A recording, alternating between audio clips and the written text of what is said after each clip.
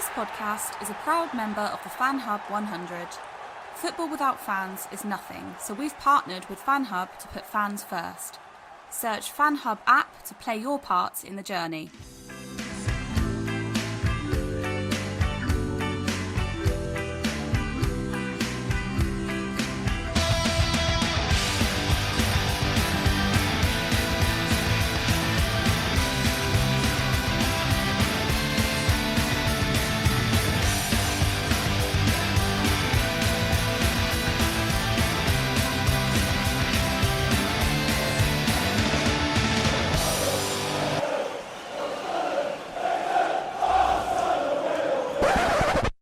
Back to the Mackem in the Middle podcast, and once again the streak continues. This time with a 2-0 win at home to Rochdale, as Sunderland secure all 3 points and continue to push up the table.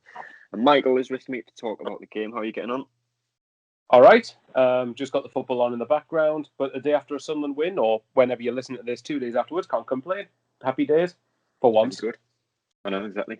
But McGeady assist, Charlie White goal, clean sheet. Getting useless, aren't we? Yeah. Well, Well, can we have 14 of those in the league this season, and that'd be meant? Plenty more of them to come, I'm sure. But the performance again wasn't a great one, really. But I think saying a professional one would probably be reasonable. Yeah, I'd agree. I think that it obviously the ideal scenario for me would have been get comfortably ahead by half time, and with Portsmouth in mind, it would have been good to see a few more changes in rotation, but I think it became clear particularly early in the second half, that we were just kind of going through the motions. And I think I've seen a few people say the performance was poor. I do actually slightly disagree with that. I think that we did the bare minimum for me to win the game. But I think second half it was just right. Let's not do enough to get the win here, but don't overexert yourselves and don't use up too much energy, especially again when we have a massive game on Tuesday night. So for me, I didn't mind that. I think it was just do what you had to. Got 2 good headers, job done, move on to Portsmouth. Yeah. A lot of our goals this season do seem to be from headers, don't they? Yeah, I've noticed that. I don't know what you thought. Sanderson's in particular, I thought was an excellent header. It was one very perfectly angled at the back post and just squeezed in between the goalkeeper and the post itself. It was accurately placed, and it was great to see that we're now starting to. It's great to see that we're now starting to score different types of goals, because obviously the last 3 goals we've scored have been headers, obviously against Swindon and of course Rochdale. Scored screamers against Crewe. I think it's all the good. It just goes to show we have got goals in the team, haven't we? Yeah. We'll look at the team that started for Sunderland. There was a few changes, and I think it was the same formation that started the game against Swindon, but I'm not entirely sure. But it was Lee Burge in goal, Oliver Younger at right back, Dion Sanderson, Luke 9, Callum Mcfadzin, Max Power, Carl Winchester, Jordan Jones, Aidan McGeady, Aidan O'Brien, and Charlie White. And as I said, a few changes. What did you make of the starting 11 prior to kick-off, at least? I'm surprised Oliver Younger played. I'm sure we'll get onto him later. I was quite impressed with him, but before the game, I was a bit surprised he played. I'm going to try not to mention Mcfadzin too much, because I think people probably are bored of me slamming him at this point. So, but all I'll say is, Mcfadzin just was Mcfadzin. The other I think the rest of the team was kind of more or less what I thought it might be. I was a bit surprised. Actually, I tell you what, I was kind of surprised, but kind of not surprised that Maguire didn't start, because I've said that obviously Maguire has in the previous 2 games prior to Rochdale has made an impact. He scored the equaliser with Crewe. He got the match-winning assist against Swindon, but I still felt in general he could offer a lot more. And yeah, I mean, but don't get me wrong, when you have Jordan Jones start and you have the assists that he got, the cross, which was perfect for White's goal, then fair enough.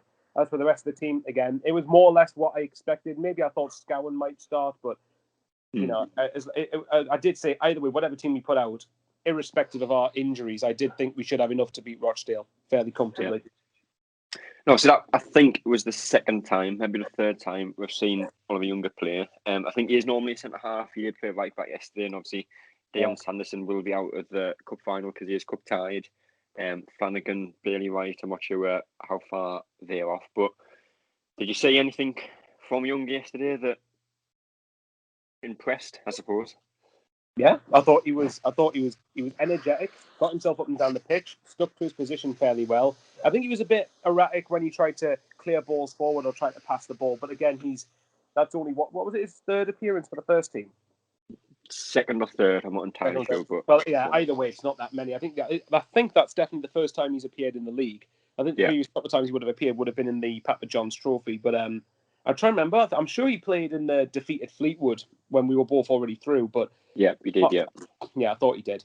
But that aside, I thought he did pretty well. And to be fair, he's probably going to have to. I think one of the talking points before the game was I think maybe apologies, dogs are barking in the background, so if you can hear that, then sorry, listeners. But I'm pretty sure there was talk before the game that Lee Johnson was thinking of putting Younger into the team because there's a chance we're obviously going to have to use him at Wembley because Sanderson can't play. If Tom Flanagan and Bailey Wright both aren't fit, and then we're very, very, very, very short on bare bones defensively. So, and to be fair, if he performs like he did yesterday, albeit he didn't have as much to do, then why not? Especially against a League Two side, we'd like to think anyway. Yeah. Well, the game got underway, and as we've seen many times so far this season, especially under Lee Johnson, we got a very early goal. And once again in the 6th minute, and I'd be interested to know how many goals we've actually scored this season in the 6th or 7th minute, because I feel like it's a lot, but I'm not entirely sure. But Aidan McGeady won a free kick, almost from the corner flag. He's floated it to the back post for Sanderson, head into the back of the net, and I think that's his first professional goal as well. And a lot of it will come down to where we are next season, but signing him on a permanent has to be priority, really, doesn't it? Spot on. I've seen quite a few people, and it's actually kind of annoying us. I think a few people have been writing off Sanderson. And I'll make this clear.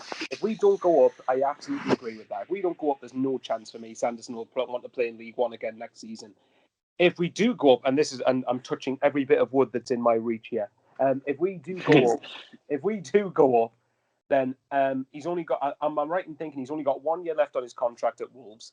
There's been some reports, so there might be no substance to these, but if there's reports that he's allegedly willing to possibly move away from Wolves, again, 1 year on his contract, he knows the place, he knows the surroundings, he seems to enjoy playing here. If we got promoted and he only had 1 year left on his deal and didn't sign a new contract at Wolves, I don't see any reason why we can't get him permanently. If he did sign a new contract before that, that suggests to me that Wolves see him as an eventual permanent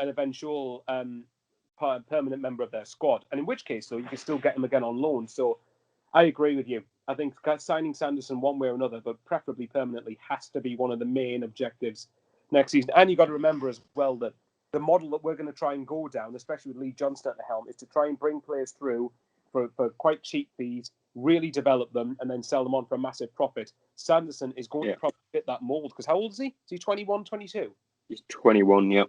Yeah, well, then that fits the bill, doesn't it? If he's got 1 year left on his contract, you get him for a couple of million. Let's say, hypothetically, you get him for a couple of million. You could really develop him and sell him in a few years' time for about 50 to 20 million, because I think he's that good. He will...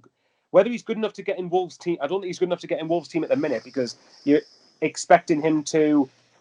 At the minute, he's probably a good championship-level centre-back, but that's different level compared to where Wolves want to be. So I would say that, long story short, after waffling for 5 minutes, it's got to be one of the main objectives, especially if we go up. Yeah. And obviously, we've had a lot of loan players that we did kind of get obsessed with. Obviously, Yann Villa being the obvious one, Johnny Evans. Yeah. Don't break my heart with Yann Villa. There's a few other ones, but as you've said, he's still only 21, and it almost feels like a long-term project if we could sign him, as opposed to, obviously, signing Yann Villa would have been huge at the time, but he was towards the latter stage of his career. He was someone who would improve the team for a year or two, but if we can get Sanderson in on a permanent, he could be a starting centre-half for 6, 7, 8 years. I agree with that, because, and remember, if we do go up, I'd like to think Sunderland's ambitions won't just purely be stay in the Championship. I think there might be we want to try. Obviously, we've got to make sure we stay in it. Again, assuming we get promoted, you want to make sure you don't go down. But I just think Sunderland could sign players of better quality than that in the Championship, and I think Sanderson would fit the bill nicely. So I just think it's a signing that, especially again, if he's only got a year left on his contract, he'll go for cheaper. It just makes sense. It would just. I don't see if we don't at least attempt to do it, then that just baffles me. I mean, we're rich now anyway, aren't we? Well, you'd like to think so. You'd like to think so. We shall see in the summer, won't we? We will. We certainly will. And obviously, whilst it was his goal, it was another assist from McGeady, and I think right now we are 5 points from top, which I think a few weeks ago we were 13 points, I think. So it is. We've come a long way since.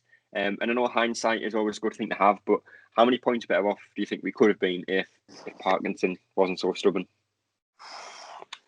Oh, now you're talking, aren't you? Well, again, like I always said, after about 10 games, Parkinson on paper hadn't done a bad job for me because you had over 2 points per game, having played Ipswich, Oxford, Peterborough, Charlton, Portsmouth. But ultimately, yeah, you could say if we had Lee Johnson at the start of the season, then you just never know, do you? And it's mental to think again. Look, even if you look as far back as say start of January, we were probably about 15 points behind Lincoln or whatever it is, or Hull or whoever, and now we're within 5 points of both of them. So that's crazy. It just goes to show you how poor this league is.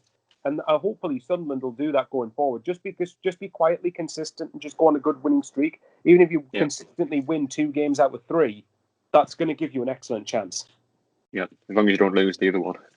Oh yeah, we should just hire Parkinson for those games, shouldn't we? Just don't lose. Have Johnson out of 3 game sequences. Get Johnson in for 2 of them and Parky for the other. We're sorted. We'll go on. Well, after the goal, Rochdale did start to dominate the game a little bit, which at home isn't ideal, but they haven't scored in the last 6 games, I think it is, and it was very clear to see why. They had one big chance, blazed over from about 5 yards, but other than that, the first half was very quiet, I think is the best way of putting it. But 35 minutes in, 10 minutes before half time, we did made it 2, probably against the run of play. Jordan Jones on the right wing beat his man, put an early ball in the box for Wyke to do exactly what Wyke does and get his 20th league goal of the season. Jordan Jones, another player on loan, another player that his parent club could be looking at selling in the summer. Realistically, another player that we should probably be looking at signing, don't you think? I agree. I think that it's clear to see that Jordan Jones, I mean, I thought against Swindon, what I saw of him, he didn't really look that effective, but I think it's clear to see with quality like that he's also, when he's at it, in terms of attitude and mentality, he's also too good for this level. But I think Jordan Jones has definitely offered us something that we've missed.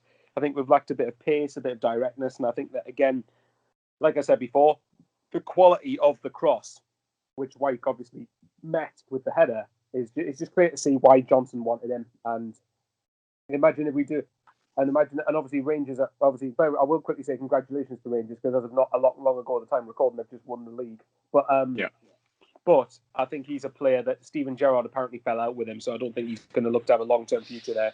So in which case, and again, either way, but especially if we did go up, I think he's got to be a player we'd be looking to sign again, surely.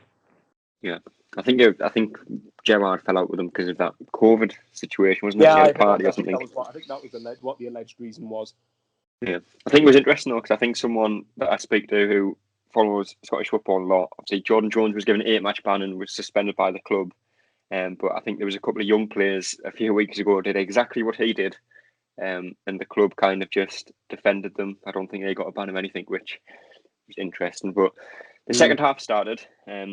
Very early on, Carl Winchester went off with another injury for us, and Oliver Younger was replaced by Maguire. I don't think that was an injury. I think it was just a case of, obviously, he's coming back from an injury. He hasn't played too much football since. I'm not sure how many under-23 games he's played, but again, second half just had nothing to it, really. Neither side looked like scoring, and it probably suited Sunderland with 2 big games coming up, see the game out without having to put too much energy into it, too much intensity, and it's never the best thing to watch as a fan, but sometimes it's only that you do, really, isn't it? Well, exactly. I think the only chance I can significantly remember was the one that Humphreys had, which I think was about within 10 minutes of it, where he got clear of, I think it was 09 or Sanderson, shot inside the penalty area, and then Bird had to get a hand to it to save it. But other than that, I agree with you. It was a non-event second half. But as you said, and as we've talked about, I would rather we did that and win 2-0 and give us as much energy as possible for Tuesday, where as opposed to going full pelt and then being absolutely knackered by the time the Portsmouth game starts. So for me, I think that was just about effect. I think Sunderland players at half-time must have thought, defend properly, game's done. So let's just save our energy for Tuesday, which is now the more important game. Yeah. And obviously, as I've said a couple of times now, the performance yesterday wasn't great. It wasn't the best we've seen. The performance against Swindon wasn't the best we've seen, Crewe, etc. But we're still winning games. We're still keeping clean sheets. Obviously not in the Crewe game, but we're scoring more than 1 goal in games now as well. it is improving as the season goes on, really, isn't it? When we're getting towards the stage where we need to really start putting the one together. Well, exactly. It's the stage of the season where results matter more than... I mean, results matter every time in the season, obviously, but especially this stage of the season where it's crunch time. And I did remember thinking that after the Crewe game, which, again, I think I said that sort of performance could really have helped us in the long run, because although we played terribly against Crewe, it was a reminder to Sunderland, okay, you're not good enough to just stroll through games and think you'll just win with ease, because then... So in a way, that was a good reminder to us. And even then, we still got a point out of a game we didn't deserve. You look, since that obviously was that was preceded by 3 victories and followed by another 2.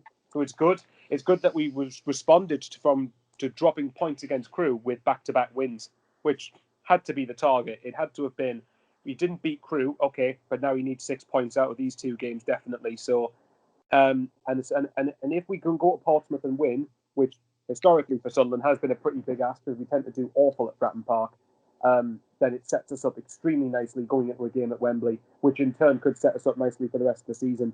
So it's all about momentum. At this stage of the season, it's all it is about. The other teams will drop points, and I know Sunderland will drop points in games, but we've just got to make sure we do it the least amount out of everybody. Yeah. Well, the game finished 2-0, obviously, and Sunderland do stay in 4th, I think it is. I think we were 4th before the game, and I think we are still now. Peterborough lost against Burton. So the gap at the top gets even smaller. Hull won and Lincoln won. So in terms of 2nd and 3rd, nothing's really changed. Obviously, we still have 2 games in hand on Hull. If we do win them, we go above them. Lincoln, despite the result yesterday, they have dropped off a little bit recently. So it's easy to say, but I wouldn't be too worried about them at the moment. Obviously, we've still got them to play, which will be another huge game. We've still got Hull to play, and we've still got Peterborough to play. So we've still got the 3 teams above us to play. But Portsmouth got hammered 4-1. How that'll affect them going into the game on Tuesday, I'm not sure. We'll see. But it is starting to look better. Other teams around us, like I say, they're dropping points. Sunderland are starting to just going to run, really, starting to win games that, a few months ago we probably wouldn't have won. And I think a few months ago we were saying if we scrape top 6, then that's a bonus. And I think that was kind of the mentality. I think if we went back before the Doncaster game, was after we lost to Shrewsbury. If someone said to me, you're going to be 5 points off top 2 after the next 6 games, I probably would have assumed that they've been drinking or taking some substances they shouldn't have. So, it just says a lot, again, about how poor this league is. But again, that's not Sunderland's problem. Go on a run and see what ends up happening. And as you said, that we've got teams around us still to play, which historically we've tended to do not too badly. So if those are the sort of games, I mean, these next 3 games in the league, if you look at them, Portsmouth, Accrington and Lincoln are pretty big games, and we'll see what Sunderland really are made of. But we've swept Doncaster aside with ease. We won at Ipswich, albeit they were down to 10 men, but we still won there. So there's no reason why we can't do it. We've just got to keep our heads on the ground and just remember that there's still 14 games left to go. There's 42 points left to play for, even though I know we're not going to get 42 points anywhere close to it, but go for it. If you're going to pick a time to go on a good run, now is the time. Yeah. And obviously, what a lot of people don't actually think about is how many injuries we've got and have had for quite a long time as well, and we're still getting the wins. Obviously, Denver Hume starts in this team. Bailey White played every game so far this season up until his injury. Jordan Willis the same. Conor McLaughlin's played a lot. Tom Flanagan has played a lot. Grant Nedved has played a lot. Carl Winchester, he's now injured. Ross Stewart, we signed in January as a backup. Lyndon Gooch. You've got so many injuries out there.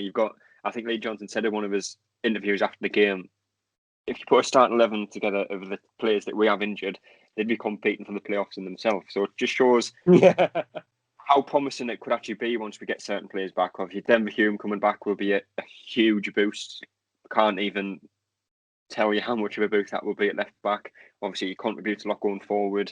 Defensively, he's still not the best, but anyone's better than Mcfadzin, which again we'll talk about in the player ratings a little bit. But once these players start coming back, it's just going to bode even better for Sunderland, really, isn't it? Agreed. When you look at all these different options we've got, if we can get these players back in the next few weeks, in the next couple of weeks, say till after the cup final, then it gives us a great boost, because in April we've got quite a lot of fixtures. But again, most of the teams will have, and again, a lot of the other sides in the league, maybe with the exception of your Hulls and whatnot, probably will not have the squad depth that we do. And I think that's where you'll see a lot of other teams really drop off, potentially, anyway. So, and obviously I'm in favour of you. I'm in favour of Hume coming back as well, because I didn't, as much as Hume definitely has faults, obviously he's still a younger lad, and I didn't quite get the criticism he got. I felt that ever since Parkinson was first appointed, from that period, I thought he's been one of our better players personally. And I think he's vital to the team. He's absolutely. And when I heard, I think he's back in training now, isn't he, Denver Hume? Yeah, he's back out running. Yeah, I think he was back in, not in full training, but yeah. Well, I thought that's sooner than I thought it was going to be. I thought he was probably I thought he was going to be out for the rest of the season. So that's definitely a bonus if we can just get him into that side. Yeah, obviously Jamali. I'm not sure if we'll actually ever see him play. Yeah, at this point, maybe not. It's all right. We had the pre-season friendly against Gateshead. That's good enough for me. Did. We'll move into the play ratings, as we always do at this point, and we'll start with Burge, who I give a 7 out of 10. Obviously, spent a long time watching the game. Didn't really have much to do, but he had one important save to make to keep it 2-0 and to really keep Sunderland, I'd say, in the game. Even if they'd scored that, it would still be in the game, but to keep it steady, to keep it simple, and he made the save, so I give him a 7. Yeah, agreed. I think that, again, he didn't have anything to do really, but the one thing he did have to do, where if Humphrey scores that, it's a completely different game. So definitely did his job. Yeah. How much do you think it's helped Burge almost being dropped? Because obviously, people say it's always, if you get dropped as a goalkeeper, it does affect your confidence going forward. But at the same time, when you come back into the team, you want to perform twice as better, don't you? Just to keep your place in the team. And he certainly seems to have improved since Remy Matthews was brought into the team for that game. Yeah, definitely. I think that when you look at the Maguire situation, obviously I know they're different positions, but Maguire tends to be the player who has historically reacted well to being dropped. And I think obviously it can affect your confidence if you get dropped as a goalkeeper, but at the same time, it can give you a kick up the backside and go, well, actually, no, I need to keep my standards up here and to stay within this team. So in which case, definitely, I think, and Burge right now is going to be on full-on confidence, and why shouldn't he be? Hopefully, long may this continue. Yeah. Ollie Younger obviously made his league debut. He did play at full-back. Didn't do much wrong. Obviously made one important clearance. The driving header was taken off just after half-time. As I say, he hasn't played too much football, and we couldn't really risk another injury to a centre-back that is eligible to play in the cup final. So I'll give him a 6 out of 10. I'd go a bit higher. I'd say I'd be a bit generous and say 7. I think he was just I think he was very steady, got up and down the pitch when he needed to, and cleared the ball when he needed to. Again, a bit rash sometimes when he tried to go forwards, but that's he's bound to he'll get that with experience if he plays more games. But if he certainly didn't do himself any harm. Yeah. Dion Sanderson started again at centre back and just outstanding again. Obviously he got his first goal that he scored in his career. Very solid at the back. I think there was one tackle in particular that he was in a foot race, and it's just a tackle that just epitomises his quality as a defender, really. And as I've said a couple of times now, he's far too good to be in League One. The fact that we ever actually signed him when we were in League One was quite surprising, and even more surprising that Phil Parkinson never played him. But again, give him an 8 out of 10. Couldn't disagree. I think if I had to pick I know you. Well, actually, I'll not spoil who I think my man of the match should be, but that's definitely. I can't believe it's took this long to get him playing. He has such authority for someone of his age, to someone who just commands a makeshift back line together, and we've kept clean sheets. We've kept, I think, 4 clean sheets in the last 5 league games. Sanderson's been at the heart of that. And in fairness, when Bailey White got injured, we were a bit concerned about who would step up. I think Sanderson's passed that test with flying colours. Yeah. Luke O'Nien started next to him, and he's played a lot centre half this season, mainly down to injuries, not necessarily out of choice, but as with Luke O'Nien, wherever he plays, he'll work hard, and he did again yesterday, dealt with what he had. And for someone who I think I'm not entirely sure how tall he is, but he's not the tallest. I think he won every header that went his way, played some good passes out of defence, but out of the 2 defenders, he was troubled the least, I suppose. So I'll give him a 6, possibly harsh, but I'll give him a high 6. I'd say 7. I think it's kind of a low 7, but again, he just dealt with what he had to in front of him. I did think Humphreys was for me, Humphreys looked like Rochdale's best player. I think he was trying to get himself about, but there was hardly any support with him. But managed to, obviously, as the scoreline suggests, he managed to contain him relatively comfortably. Yeah. Moving on to the left back, Conor Mcfadzin just never looks convincing. There was a few times he was caught out of position. Obviously, he was booked, I think, in the first half for a foul. Yeah, but yes, he was. Yeah, he was. He just didn't really know what to do, and that header that he missed in the second half, just awful to watch. It was embarrassing. I'm not entirely sure what he was doing. It was like one of them comedy routines. Yeah, I don't think I'm finding. I have to put it this way. I don't think I'm finding it very funny.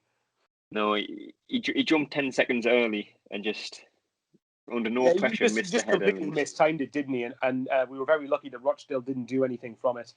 Yeah, but again, didn't really have anything to trouble him, but just as well, because I think if anyone was up against him, they would have probably got something out of the game. So I've given him a 5 out of 10.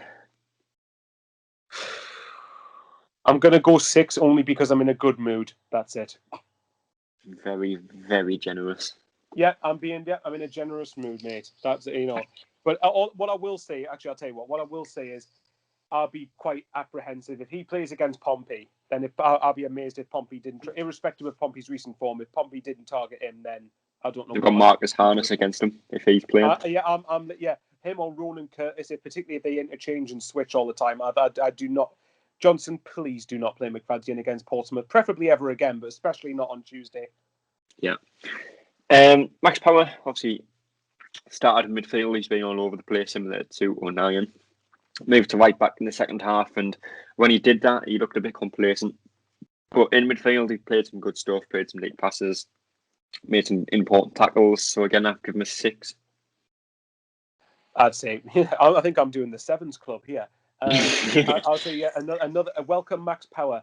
I thought Power did the usual Power stuff, and to be fair, I think Power has started to be more commanding in midfield. And even again, when he went to right back, he just slotted in, did the job he needed to, and I think like a lot of the players, I think because of how Rochdale set up, I think it was just a stroll for him really, but still can't complain. Yeah, Carl Winchester, he's played a couple of the games recently with Ledbetter being out. Same as Max Power, kept it simple, did nothing special, kept the ball moving, went off after half time with an injury. So again, I'll give him a 6. Yeah, I think I'll drop down to the 6s club here. Yeah, Carl Winchester. Yeah, I think that he did all right. It was nothing special. I think the fact he went off with injury, I'm hoping it's just a precaution because, like you said, the last thing we need is any more injuries. Although in saying that, Carl Winchester can't play in the cup final anyway, can he? I think he's cup tied. So yeah, I think it was probably wise just to do that when the game looked all but dead. Yeah. Aidan McGeady got the assist again for Sanderson's goal, but outside of that, just struggled to really get involved in the game. Didn't get the ball too much and gave the ball away quite a lot again. So possibly harsh again, but I've went with a 6 based on the entire game. Yeah, to be fair, I think he did well for the 2 goals. He was involved in the build-up play to the second goal, and obviously got the assist for the first one. I'll tell you what, I think I'm going to give him a 7 just because of that. But I can get your point about the rest of the game. But to be fair, it's good to see that when McGeady's still having a quiet game, we still have enough. We still had enough to actually win the game. So yeah. Jordan Jones obviously started on the other wing. Very similar to McGeady, got the assist, great ball in for White's header. But outside of that, he struggled again to get involved. A few times he lost the ball a bit cheaply, and I'm not entirely sure what him and Max Power were arguing about, but that seemed to go on for quite a while. But again, 6 out of 10 for me. Yeah, I'd probably go along with that. I think he was largely ineffective. I know contradicted myself from earlier, but I think he was largely ineffective. I don't know about you. I think maybe Jones is the type of player who might be perfect to bring on. So I don't know whether I would start him against Portsmouth or not. Maybe start Maguire, only because that's the sort of game I think Maguire would thrive off. But but either way, if you keep putting in balls like that and we keep scoring from them, then you can be anonymous for the rest. And we keep winning games, you can do whatever you want for the rest of the game, as far as I'm concerned. Yeah, I think the thing that I said to John the other day was obviously Jordan Jones is a player that gets the ball, he runs at the team, he gets past players. Rochdale, Swindon, Crewe, they not so much Crewe, but they tended to sit back a little bit more, There By the wasn't way, really we'll much just space interrupt. in behind. Fulham have gone 1-0 up. Fulham have gone. Was it Badger? No, it's not. I think it's Bobby Reed. No, sorry, it's I can't even see. They're all hugging each other. This is going to be so irrelevant when this podcast goes out on like. Oh, it's Cavallero.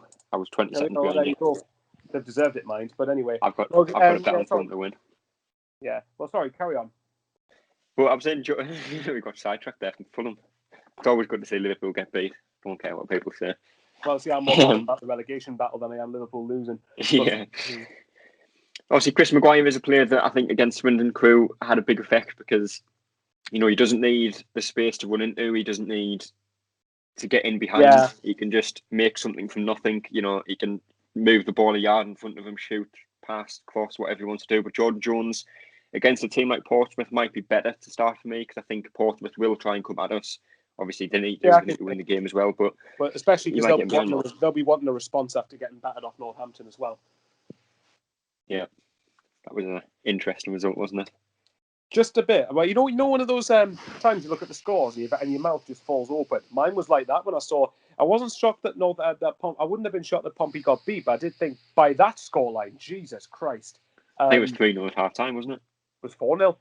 Was it 4? It was 4. 4-0. I remember looking at the scores at half time when I was doing the live stream on Fan TV, and I was just absolutely astonished. Yeah, because I think even Portsmouth scored a penalty as well, wasn't it? It wasn't even Morton player Yes. goal, I don't think. Yeah, I think Harness scored the penalty. I can't remember who it was that scored, but it definitely was a spot kick. Yeah. Moving on to Aidan O'Brien. Very quiet, didn't really offer much. I've got no idea. Couldn't even begin to tell you where he was playing because he seemed to be on the left, he was on the right, he was up front with Charlie Wyke, and then, he was picking up the ball from our centre halves very deep, which just was strange because he is the type of player that you want him up the pitch to hold the ball up. And the best games that he's played for us so far this season are when he's been higher up. He's held the ball, he's played out wide, got a ball in the box and scored from it. But he didn't do that yesterday, so I've given him the lowest rating out of everyone. I've given him a 4 out of 10. I think almost every time you've gone for one rating, I seem to go one higher than you. I'll probably go with a 5. I think again it's because he got himself about the pitch. He tried to do the industrious stuff, but I do agree with you. I think that largely he wasn't very effective. He didn't really offer as much, but I think maybe I don't know what it is. O'Brien seems to thrive when we did the 4-2-2-2 formation. That was where O'Brien played his best, and I don't know. Maybe Johnson's tactic was just get O'Brien around the pitch and just do the ugly stuff and just use up his energy. Did O'Brien come off, or did he play the full 90? I mean, he did that little in the game. I couldn't tell you. Well, fair enough then. Well, anyway, I'll still say 5. I'll still say 5 because I'm in a happy mood. Yeah. And the last of the starting 11, Charlie Wyke. Again, another goal, 20th league goal of the season. I think that's his 25th in all competitions, which I'm going to have a look after this because I don't know what the record is for a Sunderland goal scorer in a season, but I'd imagine he's slowly creeping his way up, and obviously there's still 15 games or so to play this season, including the cup final, so a couple more hat-tricks, a couple more braces, and he could certainly be up there. Hopefully he gets the golden boot as well, but give him a 7 out of 10 for yesterday's game. Again, got his goal, was a nuisance throughout. Their defenders didn't really know what to do with him. Charlie Wyke seems to love playing against Rochdale because I think I looked it up before the game started. He scored, since we've dropped into League One, he scored all 3 times we've gone away to Rochdale, and then obviously scored the other day. So, yeah, what can you? I can't add on to what you've just said. I'm still astonished at the season he's having. 7. Yeah. I'm going to miss the subs for this week, but we'll move on to a man of the match. Just because they didn't score 2 screamers from them. Yeah, that's exactly why. Okay, fair enough. Man of the match for you though from yesterday's game? Dion Sanderson. It's just like I said, I was trying to hint at it earlier, but it's just clear that again he's too good for this league, and either way, one way or another, I'm begging that we get him, preferably permanently. Yeah. Well, we have another game on Tuesday against Portsmouth, a team that, especially away from home, we have struggled to beat, but as we've mentioned multiple times so far, they did get hammered 4-1 off Northampton. They're not having the greatest season. There's been a lot of surprise results from their end, but at the same time, there's been surprise results from our end, and it'll be interesting to see how we react. Obviously, the performances recently, I don't know if that will be enough to beat the Portsmouth side away from home, so depends on what team turns up. But the predictions you think for that game? I've been talking to a Pompey fan who I've got on quite well with, and he's been saying that he thinks we'll win 3-1, which I think is too good to be. I think it's going to be a 1-1 draw. I think I think also it depends on how Pompey react to getting hammered. Like I said earlier, if they either want a reaction or they're going to be really low on confidence, and it also depends whether Kenny Jackett's still there or not. Because like I said to you off air, I wouldn't be surprised if they got rid of him before the game, but I don't obviously hope they don't. But it wouldn't shock us. I would say 1-1, and here's what: would you take a point at Portsmouth now? Because I've seen this being asked quite a few times. You've got to win it, I think. Yeah, especially this point. I think you've got to keep winning. The more games you win, the better form you in. You're just going to run. I think I would have took a point at Portsmouth had we beat Crewe on top of the results we'd got recently. So if we'd won the last 6, I might have said, okay, draw Pompey, fine. I mean, don't get me wrong, they're in bad form, but they're not going to be still an easy game because they're still 6th in the table. They're still up there, still one of the better sides in the division. Remember, they beat us up here. They've got Markey, they've got Roland Curtis, they've got Marcus Harness, they've got Ben White. No, hang on, not Ben Whiteman. Harvey White, I think it is. Someone they signed on loan from Spurs. Apparently, he's a good player. So it's going to be a difficult game, but I'd say 1-1. But I think with Peterborough playing Hull and with Lincoln going to Ipswich, remember Ipswich have just had Paul Cook take over. I would be disappointed not to take the opportunity, but hopefully we get a win and I'm proven wrong. Yeah. And just before we go, the team that you think will start the game against Portsmouth. Obviously, it's just you. It is just you. So does this mean I'm predicting I'm predicting the whole entire 11 and formation? Oh, brilliant! I'm usually bearing in mind the pressure's on you to get me more points again. Oh, I'm done quaking in my boots now, mate. Right, okay. I think because Lee Johnson likes to be unpredictable, I think he's going to go with a back 3. So I'm going to go 3-4-3. Goalkeeper Lee Burge, pretty obvious. Yep. Oh, now the centre backs. This is where it's going to be tricky. Okay, I'm going to put my neck on the line here. I'm going to say the back 3 will be Younger, Sanderson, and 09. Yeah. I'm going to say them 3. Wing backs, unfortunately, Mcfadzin. Right wing back. Oh, it's a difficult one. This right wing back. Okay, I'm going to say Gooch is going to make a surprising. I'm going to say Gooch is make a surprise return. So I'm going to say Gooch at right wing back. Midfield 2 of Scowen. Actually, no, I changed my mind. I think Power's going to be right wing back. Midfield 2 of Scowen and Winchester. I'm going to assume his injury isn't too serious. And the front 3 of McGeady, Wyke, and Maguire. I think he's going to start Maguire for some reason. So put it this way: if I'm drastically wrong here, which I probably will be, don't ever ask me to predict the whole team again. I mean, we'll see. I think I got 8 out of 11 for the game for the game yesterday. So I mean, to be fair, I tend to average about 8 or 9 out of 11. I know I'll get some of that squad right, but I know that obviously Lee Johnson likes to change things up a lot, so it wouldn't. Yeah. But that's, in a way, that's a good thing. As long as the players don't get too confused, that's not bad. Yeah. Well, that is all we have time for today. I appreciate you coming on, Michael. No worries. Thanks for having us. Obviously, if you haven't already, we did do a podcast with Luke Molyneux earlier in the week, which is worth a listen if you haven't already. Obviously, he's talking about his time at the club, that game against Wolves, and a little bit on Stuart Donald as well, which is interesting here. We'll have a preview out for the Portsmouth game very soon after you're listening to this. I think this will be out on Sunday night, so it'll probably be Monday early afternoon. That's all, folks.